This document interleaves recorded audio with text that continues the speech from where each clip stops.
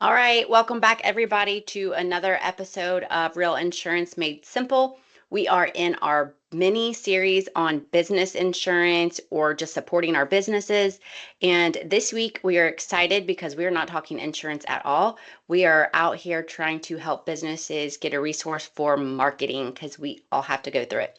I have Alan here with me. He has helped lots of us locally on the marketing aspect, and I'm going to let him start and run with it on who he is and his background.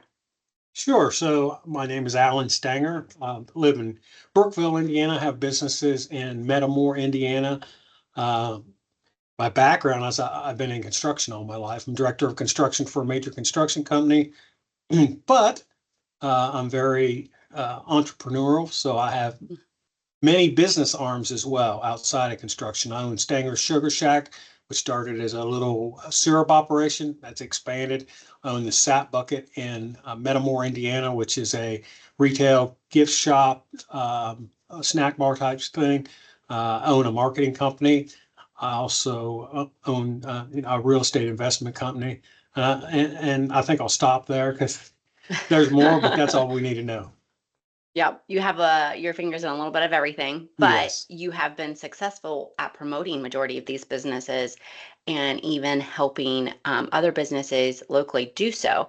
So, how did you get started in the marketing aspect? Let's start there. Yeah. So I'm also a musician, and that's where it all started.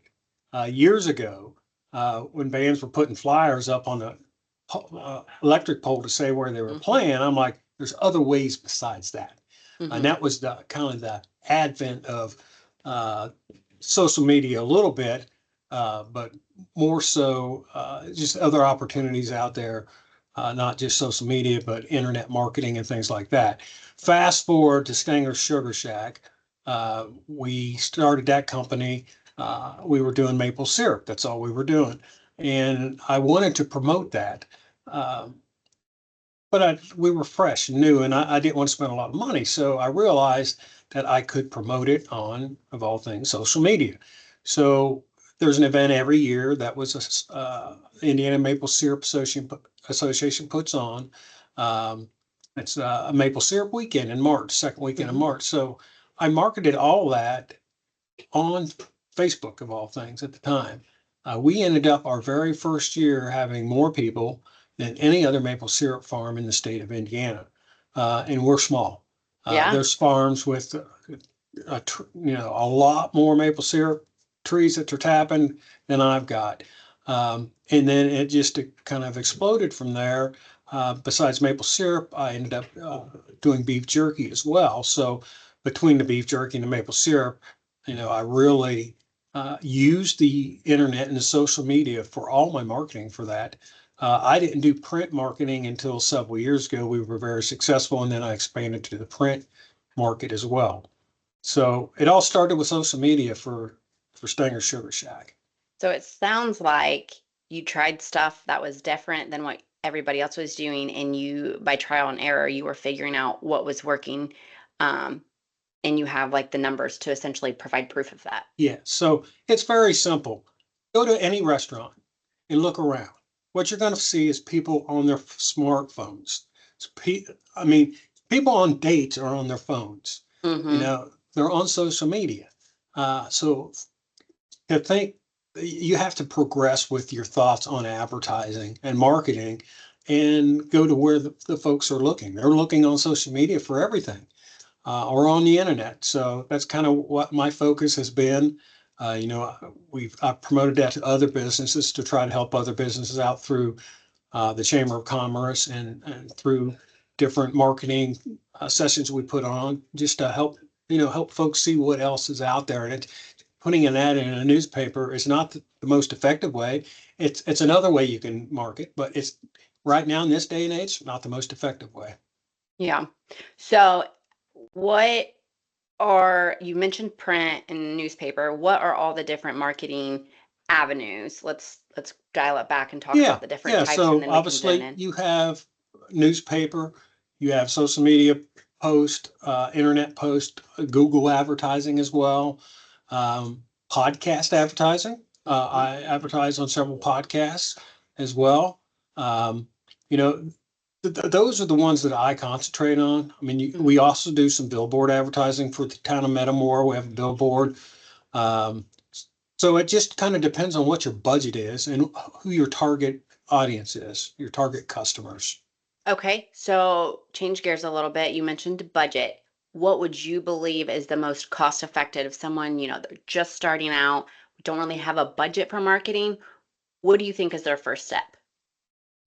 Social media. I mean, you can for free, you can advertise on social media. Yeah. But there are steps you need to follow. You need to set up a business page on social media. And I also say set up a Google business page as well, because when Hmm. people ask their phone, "Hey, where should I eat?" You'll get hits off your social media page and off the Google page as well. Hmm. Um, but social media is free Yeah. now to start with. Now, if you want to really dig into advertising, and I can talk about that a little bit more, if you do paid advertising on social media, you're going to reach uh, hundreds of thousands of people, and you can target who you're reaching Hmm. by demographic, by location. And that is really for the town of Metamore, the stuff I do there, that's Hmm. really made a big difference. Do you feel that you get a lot of like bang for your buck when you put money into the social media advertising? Absolutely. So um, when we first started doing the Metamore social media advertising, there was a lot of naysayers. Hmm. Um, so I target different areas to advertise to. One of the areas, the first week I ever did it, I targeted Terre Haute, Indiana. I had 3 people in my shop and some in other shops that were from Terre Haute that saw it marketed on social media. Uh, Hmm. you can't deny, that success. Hmm. Um, and our no, normal monthly um, advertising, we only spend $100 a month for Metamore, and we get over 100,000 people that respond to it and either, say, "Hey, this is great," say they're coming to the event. But the biggest thing is to share it with other people. And that Hmm. share doesn't cost you a penny. So it usually ends up, we do a $100 a month for the little town of Metamore and all the shops. Um, it ends up costing us about 2 cents per ad that's viewed and commented or viewed and left an emoji or whatever. There's no other advertising venue out there that costs you 2 cents for every person that looks at it. That's phenomenal. Definitely bang for your buck.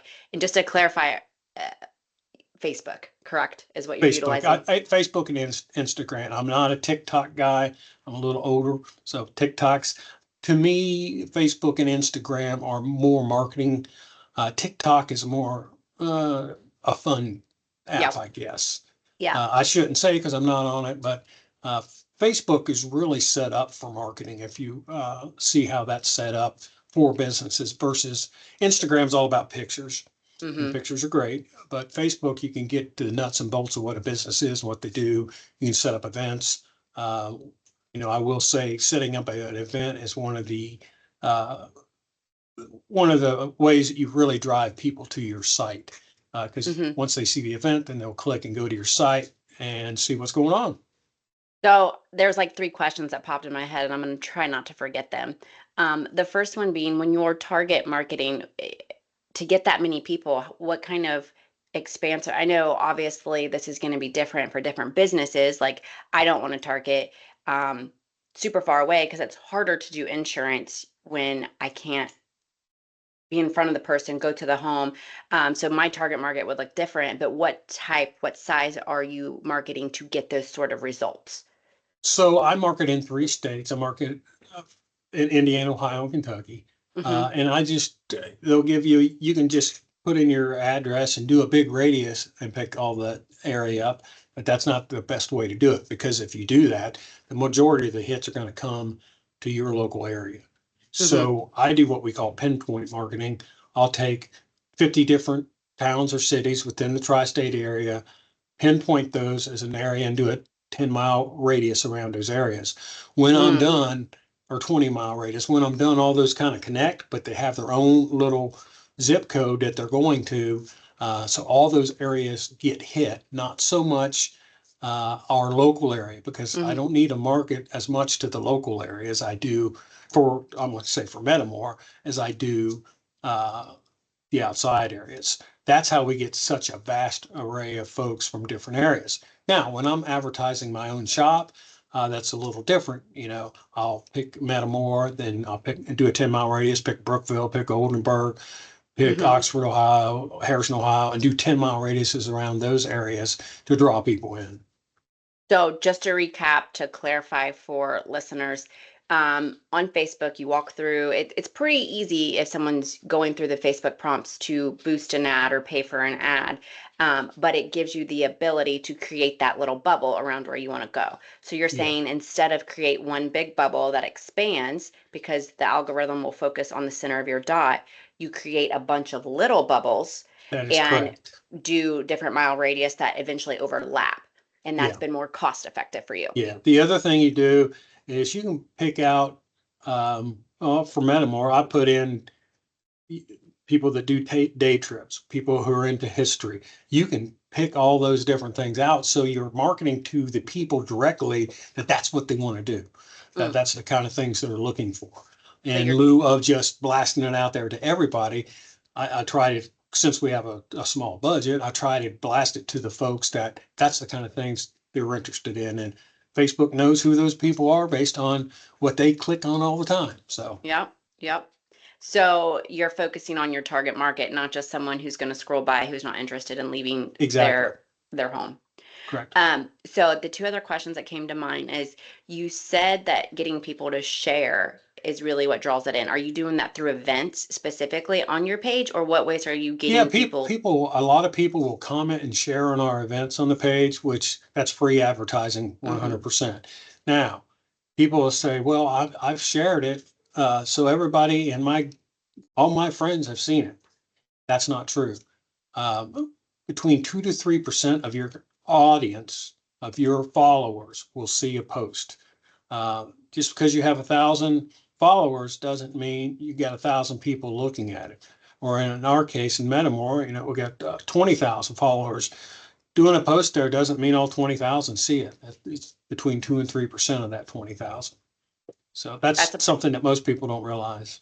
That's pretty low statistic as far Yeah, as like, which is why, again, we go back to the boosting and the paying for it, the bang for your buck, because that helps get it out there. So while it correct. is free and it is the most budget friendly, you have to be able to navigate it for it to be successful. That is correct. Yep. So, okay, I love that.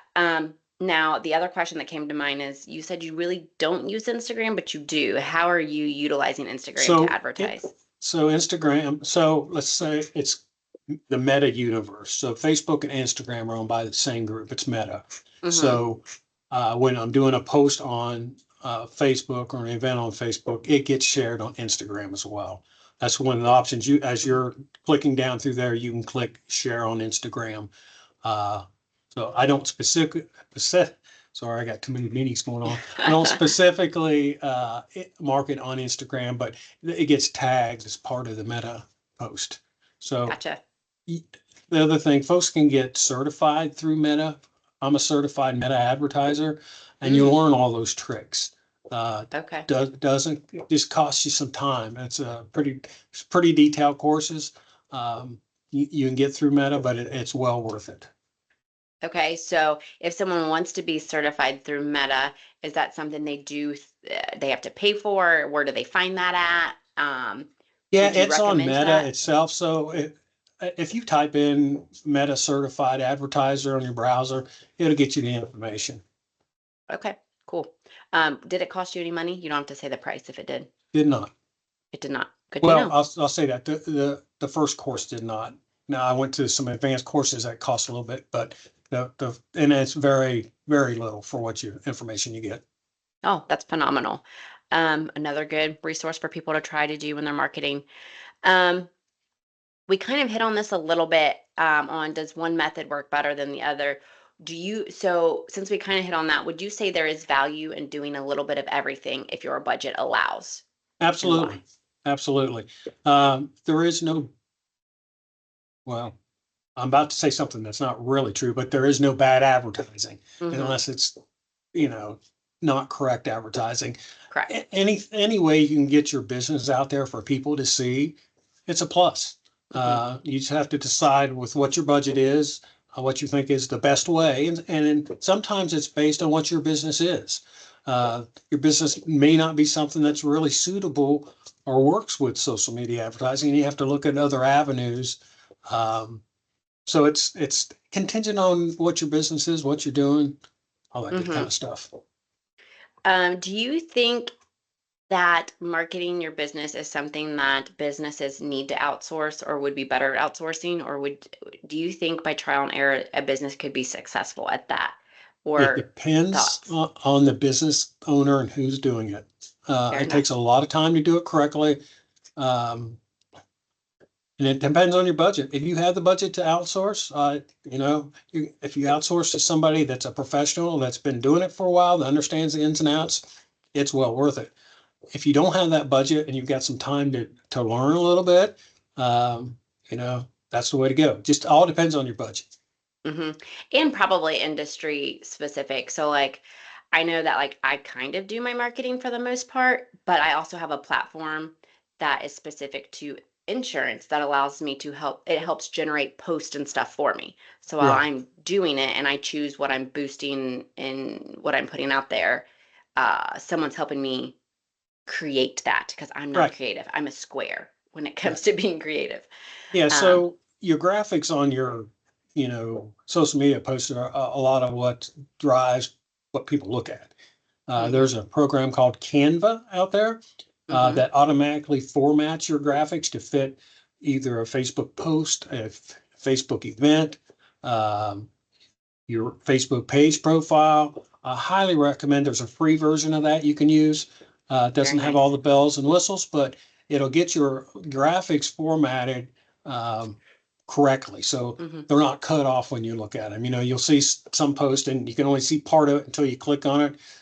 With Canva, the post to be correct, you can look at it without having to expand it. Oh, that's nice. That is nice. And you can kind of create your own on Canva. Absolutely. Very nice.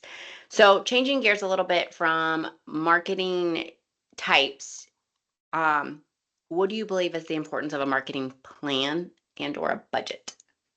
Both of them are very important. Uh, if you're going to start a new business, you need to budget some money for marketing. Hmm. Maybe the money is just your time that you're going to invest in it, but you need to have, if people don't know about your business and what you have to offer, you'll sit in your office all day long wondering, well, how come people aren't coming in or Hmm. aren't buying your stuff.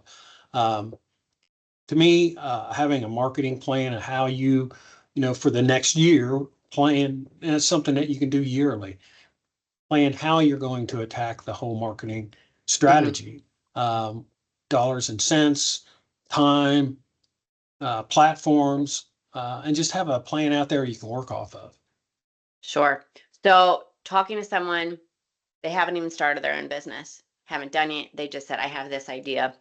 What would you say to them on the basic general how to of a marketing plan? Like someone has no idea. Like So, what's the first step? yeah, so the first step really is going to be um, to figure out what you're going, you've got an idea, and figure out what demographic or who this idea is going to go out to. So you Hmm. can figure out who you need to advertise to. Hmm. If it's going to be, teenagers or it's going to be adults or what industry. That's your first, your first step. You need to identify who you're marketing to Hmm. and then do a little research. I mean, you can go online and do all the research in the world, find out from other businesses, excuse me, the best marketing Hmm. strategy to do that. Um, and there are also, you know, opportunities with Chamber of Commerce's, Hmm. our particular Chamber of Commerce, as you know. Hmm. I mean, we do marketing classes. We do both social media and Google. Hmm. Uh, we do a business plan class. There's opportunities out there that don't cost you anything that you can hear from people that are already in the industries Hmm. and already doing marketing that are there to help you and guide you. Kind of a you know, it's opportunity to learn before you're actually 10 feet deep in the project. Yeah, yeah. So just to recap, find out who you want to market to, do some research on maybe how the best way to reach them is, and then determine your cost. Um, the listeners have kind of heard Alan reference the chamber. Him and I are both Franklin County Community Chamber board members, and I think the big part is time and effort. If a business owner is willing to put in the time and effort to learn and take it in, like you said, we have free classes. I think they can reap a lot of the benefits from that. So I think those are really good highlights on all of that. Anything else to really add on that front? I don't think so. And it's just the Chamber of Commerce is in all communities are there to help businesses, period. Yeah, I mean, that's what their intent is. And for the little bit of money that it costs to be a member, it's the very return is tenfold. absolutely. Um, One off question here for you. What would you believe is the most creative way you've attempted to market something, and has it been successful? Hmm. Well, podcast marketing, probably. Mhm. I have a podcast, and all of a sudden, I had advertisers wanting to advertise on it, which we did, and we did our own advertisements for local businesses. But then I decided to let me advertise my business on other podcasts, and Mhm. it's amazing. A lot of people don't think about that, but there are a lot of podcast listeners out there, and for a relatively small amount of money, you can advertise on podcasts. Um, Oh, and once again, you pick and choose. You don't want to advertise your business on a podcast that's in California. right. Um, you pick and choose who you're going to advertise to. So that And that's that was something that I've gotten business from it, and it's something neat as well. So yeah, and I also feel like it hit people don't always think about it because it hits a unique niche of people. exactly, I know that I decided to do the podcast because I'm a podcast junkie. I listen. I went from being a music junkie and always having music in my ears to always wanting to learn and take information in. And whether it be informative or enjoyment, entertainment, like a crime one, I'm all the time listening to podcasts. And I think certain markets of people do that. So I right. think that's a good point. Yep. Um, let's see. If you kind of will wrap up here, what is one thing you would want to leave listeners with? It doesn't have to be marketing, it can be marketing. If you could leave them with one thing, business owners specifically, what would the one thing what would that be? Yeah. So make sure you create a Google profile Hmm. and also create a Facebook business page, not a personal page. Create one for your business. Because, like I said earlier, go to any social event, look at what people are doing, and 90% of them are on their phone looking at Yeah, scrolling. And for your business to pop up while they're doing that is an easy way to market your business. I agree. One thing that just came to mind, my husband had a business account, and this is just some nuggets of information for some listeners. And it was tied to his personal because it has to be tied to a personal. Right. His Facebook account got spammed by a hacker and they shut his Facebook down and he could not get it back. He was the only admin on that business page. Yeah. So, one piece of advice, add a second admin, whether they use it or not, in Yeah. case you get locked out. And make sure you have two-factor Yes, authentication. yes. That way, somebody can try to hack, but if you don't, if you have the two-factor set up, because it Hmm. happens to everybody, they try to Yeah. hack everybody. And then I'm going to say, if you have a Facebook page and you get an instant message from somebody says they're from Facebook and they're getting ready to shut your account down, Oh, good point. delete that. Yeah. Facebook will never contact you that way. Never. No, no. That's Yeah. how a lot of people have lost their pages Yes, because because they're they'll click click. the link, they'll give them their login information, and then you've just lost your page. Yeah. Yeah. Very, very valid point. I'm glad that got brought up. Okay. Anything else that we missed that you think may be important that we didn't touch on? I don't think so. I mean, I just, there's opportunity out there for everybody to market your business at a low cost, quite honestly. You don't have to spend thousands and thousands on marketing. So, Yeah. And the final plug that I'll say is we hit really on social media today. People don't see the benefit of Google. And I know that the chamber puts on that Google class because they have so many different things that go into their algorithm. Everybody wants to be the top of the Google search. I highly encourage listeners, whether it be through our chamber or whatever, to take a Google class Yeah. because I So, think that makes a big you difference. know, my shop in Metamore, we get hits from Google, 400 or 500 hits a month. Hmm. And, and for restaurants of all things, because we're a little snack shop. And when people hit that, they can tap on it and it'll go right to maps and pull up the Google map to drive them right to the restaurant. So Hmm. that's some of the things that are, just an asset Hmm. while having a Google page. Yeah, and understanding it. I agree. All right. Well, Alan, I really appreciate your time today.